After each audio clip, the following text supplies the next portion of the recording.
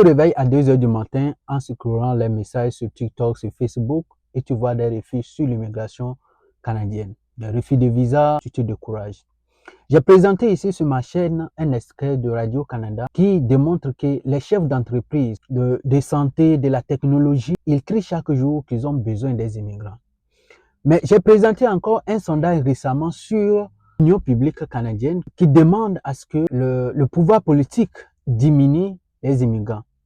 Aujourd'hui encore, je suis revenu pour vous présenter un autre reportage de Radio-Canada qui parle de la réalité du Canada. Comme je vous avais dit, le Canada vieillit et puis la population active diminue. Ils ont besoin des gens à l'international pour pouvoir occuper les postes, pour pouvoir travailler pour eux. Nous qui sommes ici, nous savons, nous voyons tous, nous voyons en réalité que la population est vieillissante. Et si ils refusent d'accueillir des gens à l'international, je ne pense pas qu'ils peuvent maintenir l'équilibre économique. Ils ne peuvent pas. C'est pourquoi je vous demande de regarder cet extrait jusqu'à la fin. Et toi qui as un projet d'immigrer au Canada, qui a identifié les différents programmes et sais que tu as tel profil pour faire tel programme, je t'encourage de ne pas baisser les bras. Commencez à passer vos tests, commencez à chercher de l'emploi. Il y a une vidéo qui va sortir dans les jours à venir où je vais vous présenter les différents sites que vous pouvez chercher les emplois. Donc, restez connectés jusqu'à la fin de la vidéo. Maïka, qu'est-ce que vous pensez des explications du ministre de l'Immigration, Jean-François Roberge? Bien, je vais commencer avec avec quoi je suis d'accord avec le gouvernement, c'est qu'il faut vraiment parler d'immigration temporaire et d'immigration permanente en même temps, ce qu'on n'a pas fait depuis les dernières dizaines d'années. Et dans le fond, l'idée, c'est qu'on voulait toujours baisser les seuils permanents. Ce que ça a fait, c'est que ça a augmenté l'immigration temporaire. Mais là, monsieur le ministre parle de ne pas être clientéliste. Il n'est pas clientéliste, il est électoraliste. C'est-à-dire que cette vision-là, ce concept de seuil de capacité d'accueil, le concept de la capacité d'accueil, ça n'existe pas. Ça date des années 80. Puis à la fin des années 80, le gouvernement a abandonné l'idée. Là, on essayait, de manière honnêtement très honnête, là, de déterminer d'un seuil statistique, démographique, de combien d'immigrants on est capable d'accueillir. Finalement, en statistique, c'est ce qu'on appelle, ils ont eu des résultats indéterminés, c'est-à-dire que c'est impossible d'avoir un seuil scientifique, économique sur ce seuil-là. C'est pas une question de nombre, c'est une question de comment on les intègre, c'est une question de volonté d'accueil. Puis ça, c'est clair quand on pense que, quand on a fermé le chemin Roxham, tout le monde disait on a atteint le seuil, on a atteint la capacité d'accueil.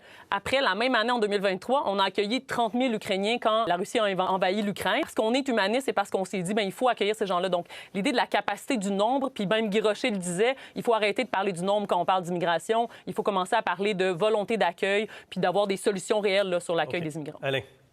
Mon Dieu. Écoutez, je suis tellement pas d'accord avec ça. Écoutez, on parle de 60, actuellement 66 000 immigrants. Le problème est simple. L'année passée, au Canada, ils ont accepté, le seuil était de 500 000 immigrants. Alors, ce qui arrive, c'est que si Québec dit, nous, on en veut 60 000 exemples, ça veut dire qu'il y en a 440 000 qui vont aller au Canada. Et ce qui va arriver, c'est que le poids politique du Québec va baisser parce que notre population va monter moins rapidement. Donc, premier problème qu'on a, c'est que si le Canada fait fi de notre situation au niveau de la capacité d'accueil, moi je crois à ça, là, bien, à ce moment-là, ça veut dire que notre poids politique va diminuer.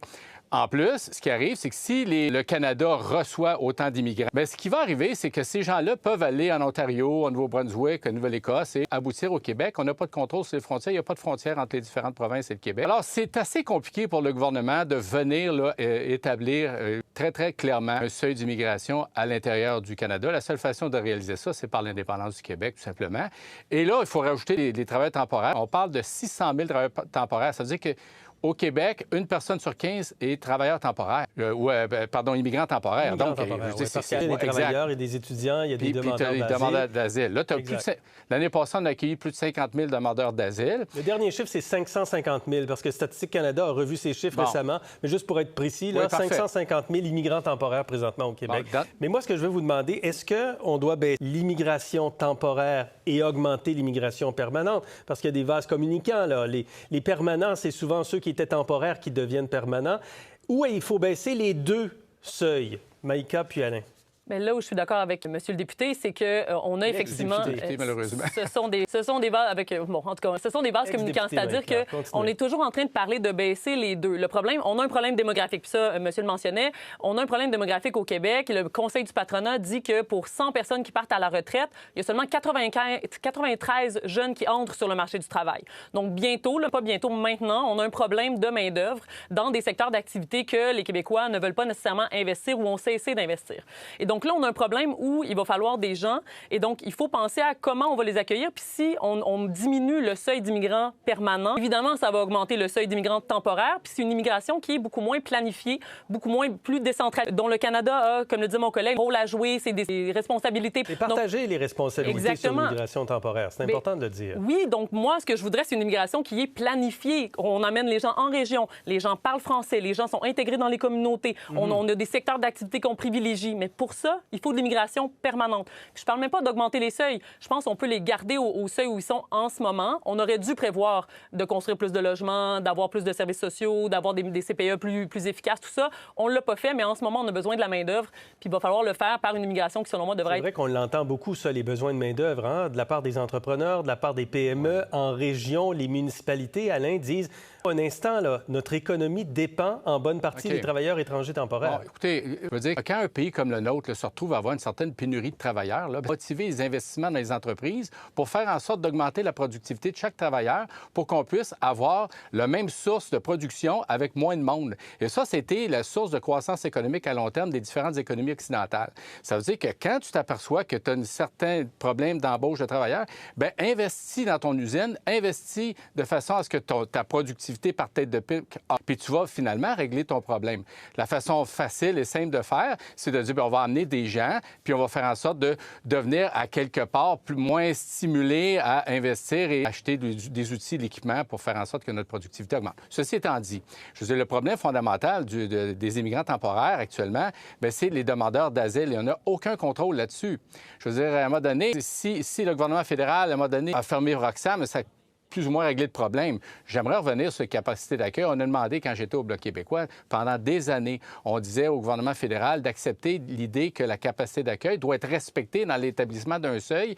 Et c'était le gouvernement du Québec et des provinces qui devait situer cette capacité d'accueil-là ou au moins essayer de repérer. Et même le gouvernement fédéral, qui est extrêmement ouvert à l'immigration, à la fin du règne de Justin Trudeau, disait, mais finalement, oui, il y en a une capacité d'accueil, puis à quelque part, il faut quand même respecter ça. Alors, on avait remporté ce débat d'idées-là qui est extrêmement important quand vient le temps de situer le seuil d'immigration. La question qui se pose, c'est il est où le juste milieu pour ne pas nuire à notre économie? Parce que là, je veux juste vous dire qu'on a une baisse démographique au Québec d'ici les 5 prochaines années. Réduction de 200 000 immigrants temporaires demandée par M. Legault ne fait pas l'affaire des milieux d'affaires qui sont inquiets.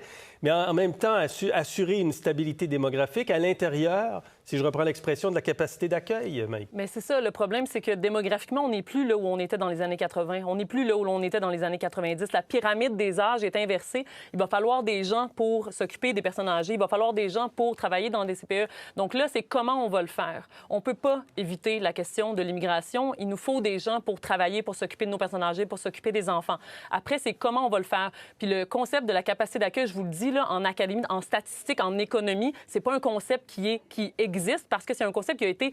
parce qu'on n'est pas capable d'avoir un chiffre, parce qu'il y a trop de tenants et aboutissants. Comment est-ce qu'on calcule la capacité d'accueil si on dit, oui, mais ça enlève, ça fait qu'il y a des entreprises qui vont fermer, il y a des entreprises qui disent, des usines qui disent, si on n'a plus assez de monde, on va devoir fermer. Fait que ça fait perdre des emplois aussi à des employés québécois d'origine. Donc, il y a tous ces tenants et aboutissants-là à prendre en compte. Moi, si on enlève toutes les éducatrices de CPE qui sont issues de l'immigration du jour au lendemain, moi, je peux plus travailler. Donc, il y a tous ces tenants-là aboutissants à prendre en compte. Donc, 15 secondes, Alain. Oui, bien, c'est parce que la SCHL a vraiment clairement identifié le seuil d'immigration trop élevé pour résulter de la pénurie de logements et de l'augmentation des loyers. Bien...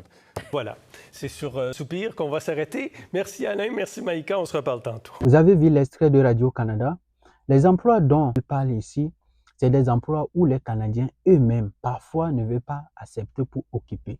Et c'est les immigrants qui occupent ces postes. Par exemple, les gens qui travaillent dans la manutention, les gens qui travaillent dans la chaîne alimentaire, les gens qui travaillent comme préposés, je ne sais pas quoi d'autre, il y a plusieurs choses.